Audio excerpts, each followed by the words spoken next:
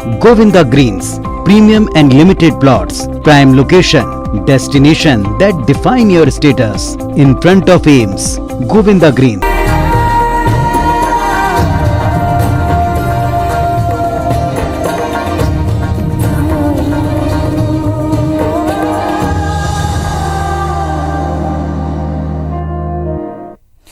नमस्कार, धरोहर में स्वागत है आप सभी का। मैं हूं आपके साथ ज्योति सिंह। आज की हमारी खास पेशकश है कालिया देह का रहस्य। जी हां, आज हम बात करेंगे बाबा महाकाल के नगरी उज्जैन में स्थित उस जादुई महल की जिसे लेकर कई कहानियां और किंवदंतियां मशहूर हैं।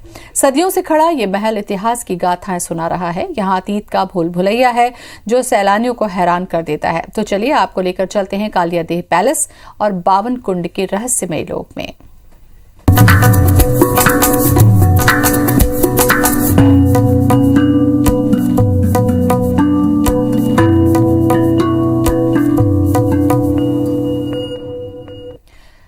काल भैरव मंदिर के पास कालिया देह का महल एक सुंदर परिदृश्य के बीच स्थित है, जिसके दोनों ओर क्षिप्रा नदी बहती है। दूर से ये एक टापू की तरह दिखता है। इस परिसर में बहते पानी के स्रोत और मानव निर्मित तालाब है। ये परिसर हरा भरा है। ये सब मिलकर इस महल को शानदार रूप देते हैं। इस महल के एक गलियारे में 2 शिलालेख हैं। इन शिलालेखों में बादशाह अकबर और उनके बेटे जहांगीर के यहाँ आगमन की सूचना दर्ज है।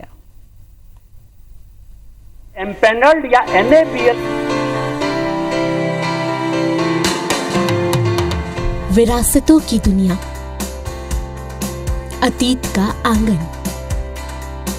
महल की मीनारें जैसे कुछ सोच में डूबी हूं, बरामदे जैसे किसी का इंतजार कर रहे हो, नदी, घाट, कुंड जैसे सब के सब स्वागत के लिए बिल्कुल तैयार बैठे हो।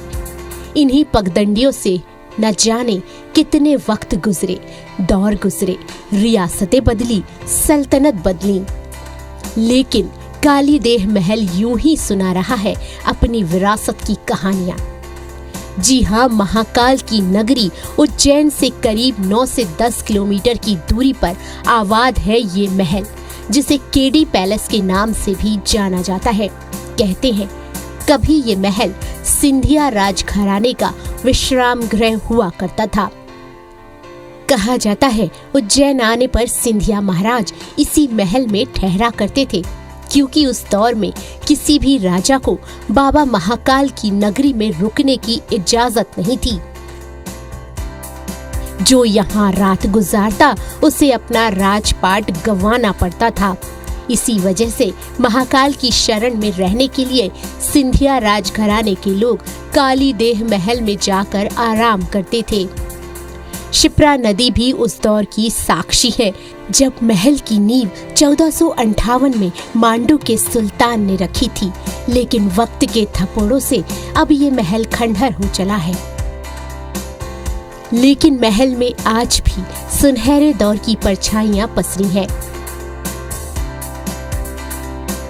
महल के चौबारों में भले ही आज पेड़ उग गए हों, लेकिन काली देह महल अपने काल के कीर्तिमान आज भी सुना रहा है।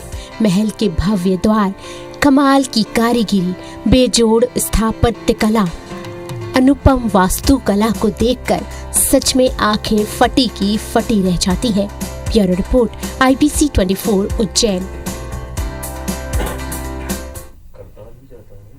यदि आप कालिया देह के जादुई संसार को घूमना चाहते हैं तो सबसे पहले आपको ये जानना होगा कि आप इस महल तक पहुंचेंगे कैसे। तो चलिए हम आपको बता देते हैं कि आप यहां तक कैसे पहुंच सकते हैं।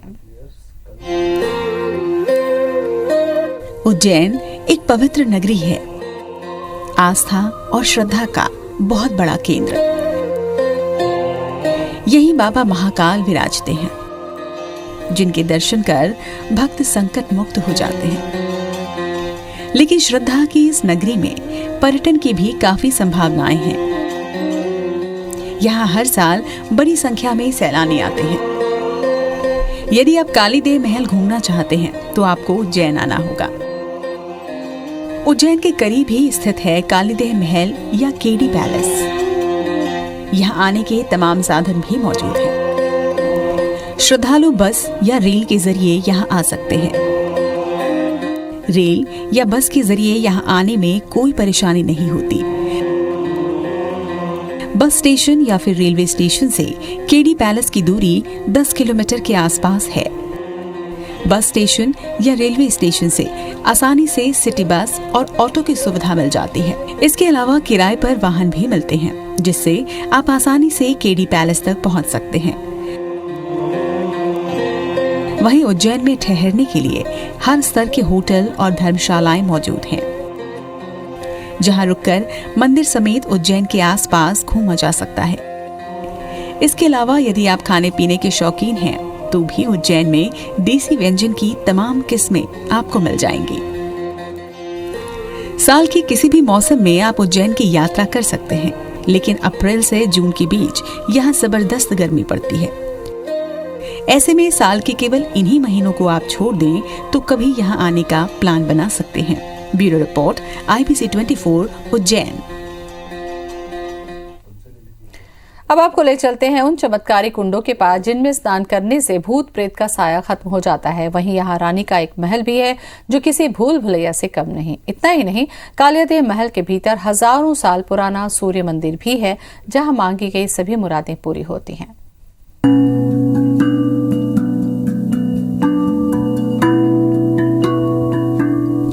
ये वो दुनिया है जहां प्रेत हाजिरी लगाते हैं, शैतान चीखते हैं, चिल्लाते हैं। कालीदेव महल का भूतड़ी अमावस्या पर खासा महत्व रहता है। इन्हीं 52 कुंडों में भूतड़ी अमावस्या पर स्नान किया जाता है। कहा जाता है कि जिस किसी भी महिला, पुरुष या बच्चे पर किसी प्रेत साए का प्रकोप होता है, उन्हें भूतड़ी अमावस्या पर 52 कुंड में स्नान कराया जाता है। इससे उन्हें भूत प्रेत और सायों के प्रकोप से निजात मिल जाती है।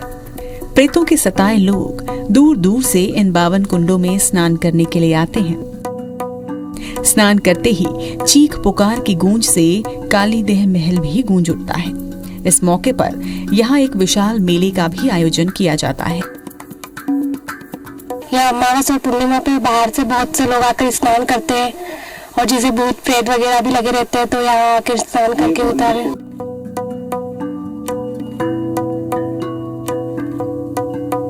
कालीदेव महल के भीतर हजारों साल पुराना एक सूर्य मंदिर भी है। कहते हैं कि इस दर पर जो भी आता है वो मुंह मांगी मुरादें पाता है।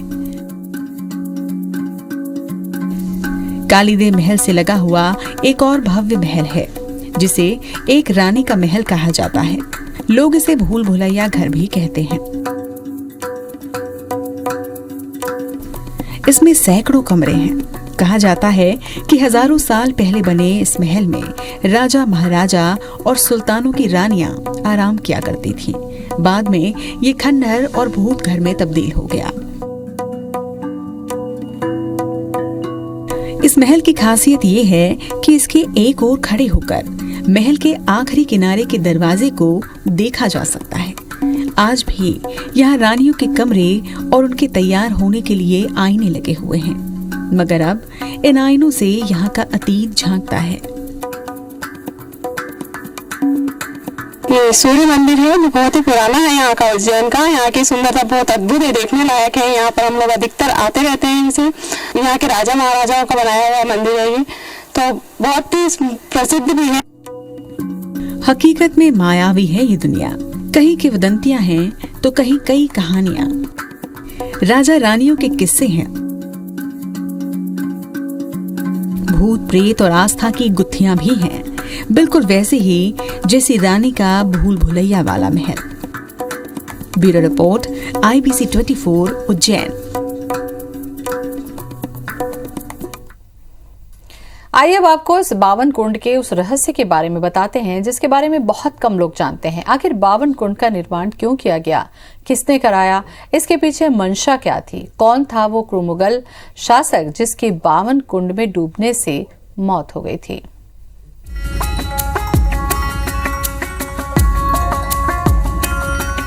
कालियादेव महल अब खंडरों में बदल चुका है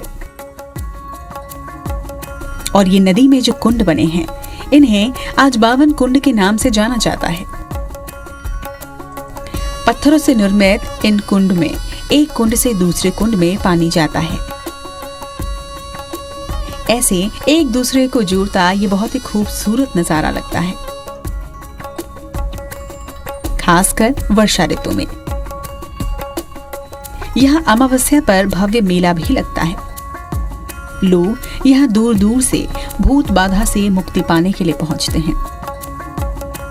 जिस पर बुरा साया होता है उन्हें इस पवित्र पावन कुंड में स्नान करवाया जाता है और फिर चिंतामणि हनुमान और भैरव बाबा के दर्शन कराए जाते हैं। इन्हीं पावन कुंडों में से एक सूर्य कुंड और ब्रह्म कुंड भी है, जिसका जिक्र हमारे ग्रंथों में हुआ है।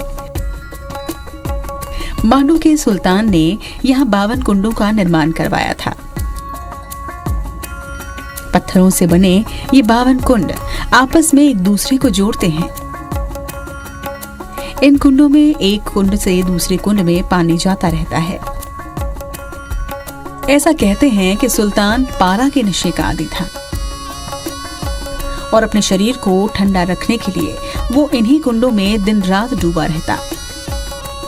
बादशाह को छूने का अधिकार किसी को भी नहीं था।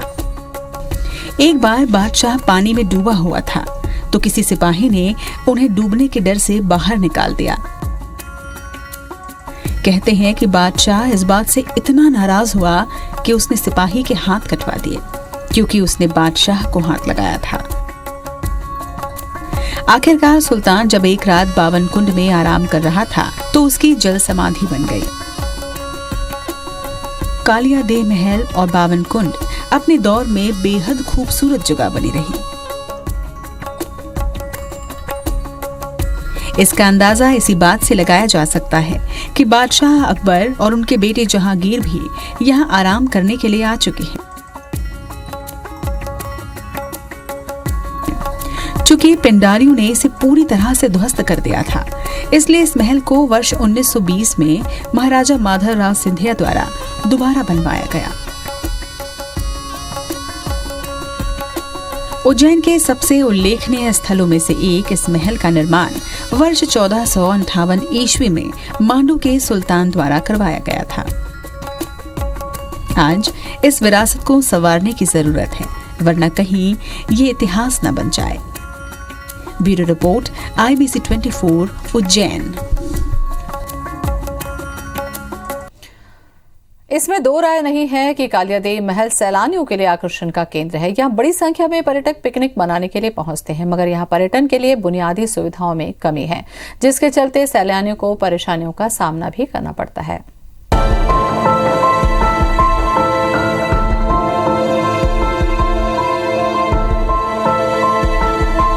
शिप्रा नदी की निर्मल जलधारा, घाट को चूमती लहरें,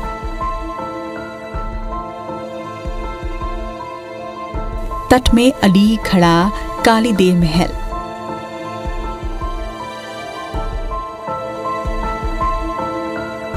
इस संगम से महल की सुंदरता में 4 चांद लग जाते हैं। महल के पिछले हिस्से से शिप्रा नदी बहती है। झरनों के रूप में बहने के कारण यहाँ का नजारा देखते ही बनता है। बारिश के महीनों में यहाँ पर्यटकों का जमघट लगा रहता है।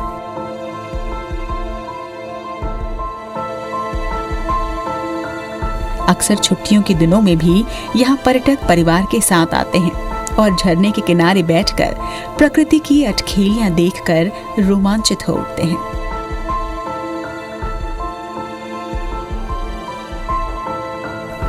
बारिश के महीनों में यहाँ पानी का स्तर बढ़ जाता है, जिससे पर्यटकों के साथ हादसा होने की संभावना भी बनी रहती है।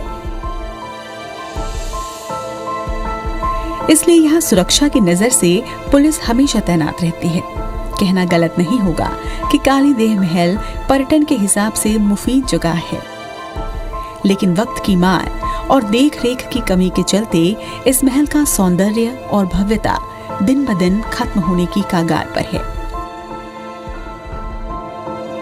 ऐतिहासिक महल के जीर्णोद्धार की ओर कोई ध्यान नहीं दिया जा रहा है। कालीदेव महल के रखरखाव की जिम्मेदारी ट्रस्ट के हाथ में होने की वजह से इसकी ओर स्थानीय प्रशासन ध्यान नहीं दे रहा। लेकिन ट्रस्ट चाहे तो स्थानीय प्रशासन की मदद से महल की सुंदरता को बरकरार रख सकता है। हालांकि ट्रस्ट ने महल की सुरक्षा के लिए ठोस कदम उठाए हैं। कभी यहाँ असामाजिक तत्वों का जमावड़ा लगने लगा था। रात में और छुट्टियों के दिनों में ये जगह शराबी और जुआरियों का अड्डा बनता जा रहा था। लेकिन आज इस धरोहर को सुरक्षित रखने के लिए ट्रस्ट ने यहाँ पर 24 घंटे सुरक्षा गार्डों को तैनात किया है। 15 अगस्त 2013 से यहाँ पर 11 गार्डों को तैनात किया गया, जो कि अलग अलग शिफ्ट में महल की सुरक्षा के लिए तैनात रहते हैं। ट्रस्ट ने ये जिम्मेदारी इंदौर के एक निजी सिक्योरिटी एजेंसी को दी है, जो अब कालीदेह महल की देखरेख का काम कर रहे हैं। यहाँ रात में गनमैन भी महल में तैनात रहते हैं। Bureau report, IBC 24, Ujjain. वैसे यहाँ देखने के लिए खास वेधशाला भी है, जो खगोलीय गुत्थियों को पल भर में सुलझाती है। जीवाजी की वेधशाला। ग्रह नक्षत्रों की हर चाल पर राजा इन्हीं वेधशालाओं से नजर रखते थे। आने वाले वक्त में कैसा रहेगा मौसम का मिजाज, कब होगा सूर्य ग्रहण, कब चंद्रमा को लगेगी राहु की नजर, इन सारे सवालों के जवाब आज भी देती है उज्जैन की जीवाजी वेधशाला।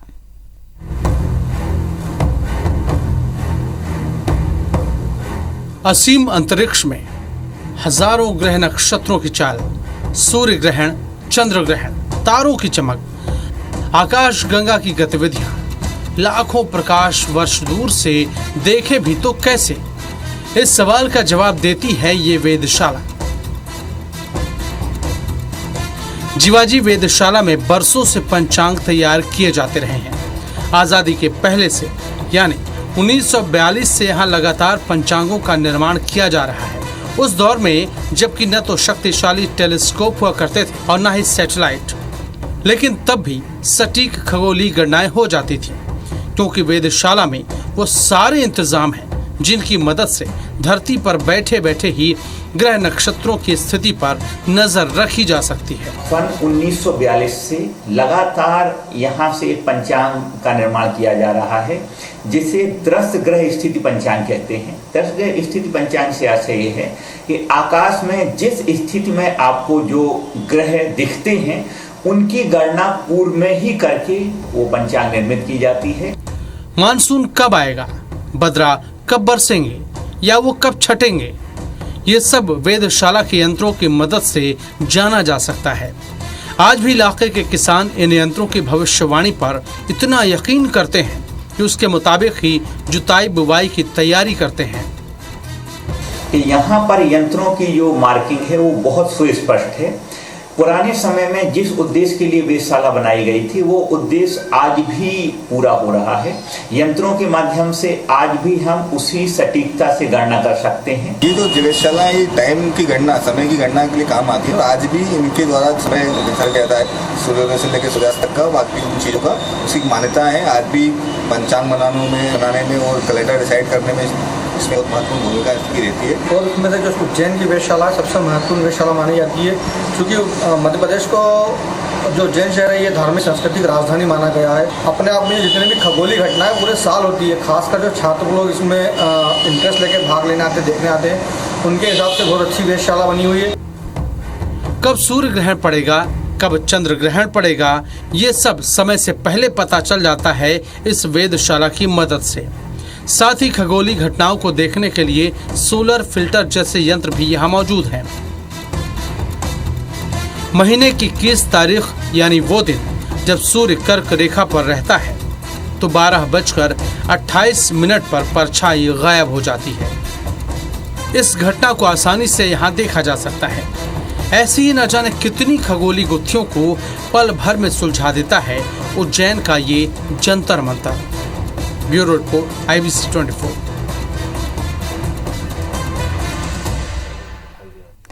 जीवाजी की वेधशाला साल 1931 के आसपास अपने वजूद के लिए संघर्ष कर रही थी। उसी दौर में महान नेता बाल गंगाधर तिलक ने सिंधिया राजघराने की मदद से इस वेधशाला का जीर्णोद्धार कराया। सन 1719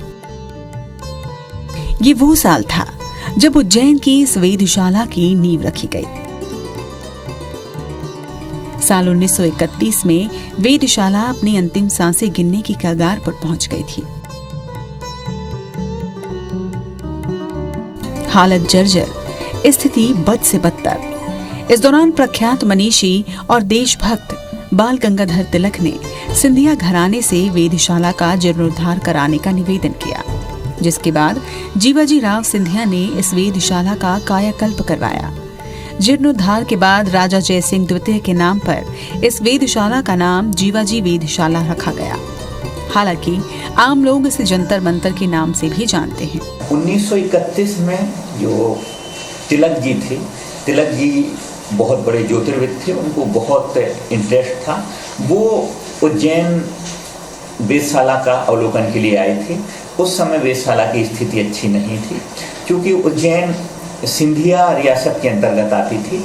तो माननीय जीवाजी राव जी सिंधिया जी को तिलक जी ने निवेदन किया था कि आप इसका जीर्णोद्धार कराएं। तो 1931 में इसका जीर्णोद्धार सिंधिया रियासत द्वारा किया गया था और उसी के बाद इसको जीवाजी राव नाम मिला था। 21 जून को परछाई शून्य होने की घटना हो या फिर 22 दिसंबर का सबसे छोटा दिन, साथ ही समय समय पर होने वाली खगोलीय घटना या फिर सूर्य और चंद्र ग्रहण, इन सब को यहाँ टेलीस्कोप से देखा जा सकता है। यहाँ पर हमने 5 तरह के यंत्र देखे, जिनका अलग अलग अपने आप में अलग अलग महत्व है। कोई समय का बताता है, कोई मंथ्स का बताता है।